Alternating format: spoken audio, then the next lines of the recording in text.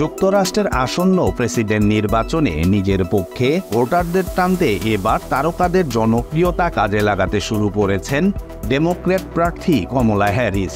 কমলার ভার্চুয়াল নির্বাচনী সমাবেশে যোগ দিয়েছিলেন Jennifer Lopez, Meryl Streep, Chris Rock, Ben Stiller ও জুলিয়া রবার্টসের মতো খ্যাতনামা সব হলিউড তারকা।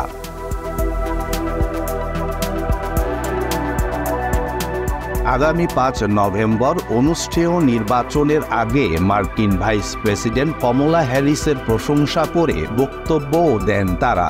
মিশিগান অঙ্গরাজ্যের ডেট্রয়েট শহরে আয়োজিত ইউনাইটেড ফর আমেরিকা নামের এই সমাবেশে কমলা হ্যারিস এবং গণমাধ্যম ব্যক্তিত্ব, অভিনেত্রী, সঞ্চালক অপরা উইনফ্রে সশরীরে অংশ নেন। সমাবেশে সঞ্চালনা করেন অপরা উইনফ্রে। হলিউড তারকারা যুক্ত হন ভার্চুয়ালি।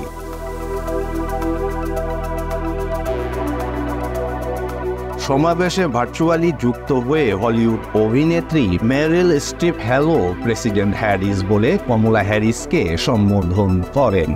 সমাবেশের শুরুতে অপরা উইনফ্রে কমলা হ্যারিসের কাছে জানতে চান হঠাৎ কেন তিনি এত আত্মবিশ্বাসী হয়ে উঠলেন যে প্রেসিডেন্ট জো বাইডেনের পরিবর্তে তিনিই হয়ে উঠলেন আসন্ন নির্বাচনে ডেমোক্র্যাটদের প্রার্থী। জবাবে কমলা হ্যারিস বলেন, আমাদের প্রত্যেকের জীবনে এমন কিছু মুহূর্ত আসে যখন আমাদের এগিয়ে আসতে হয়। ভার্চুয়াল সমাবেশে যুক্ত হয়ে হলিউড অভিনেতা ক্রিস রক কমলা হ্যারিসের প্রশংসা করে নানা কথা বলেন। কমলা হ্যারিসের নাম উল্লেখ করে রক বলেন, একজন কৃষ্ণাঙ্গ নারী প্রেসিডেন্টের সঙ্গে সাক্ষাতের জন্য আমি আমার মেয়েকে নিয়ে হোয়াইট হাউসে যেতে চাই।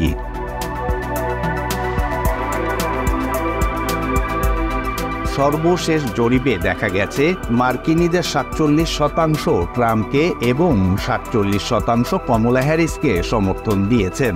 এমন পরিস্থিতিতে জনপ্রিয়তা বাড়ানোর জন্য দুই পক্ষ থেকেই চলছে ব্যাপক প্রচারণা। হ্যারিসের এই ভার্চুয়াল সমাবেশ ছিল সেই প্রচারণারই অংশ। ১.৫ ঘন্টার এই সমাবেশে কমলা হ্যারিস গর্ভপাত থেকে অর্থনীতি এবং অভিবাসন থেকে বন্দুকের ব্যবহার নিয়ন্ত্রণের মতো অনেক বিষয় নিয়ে কথা বলেন।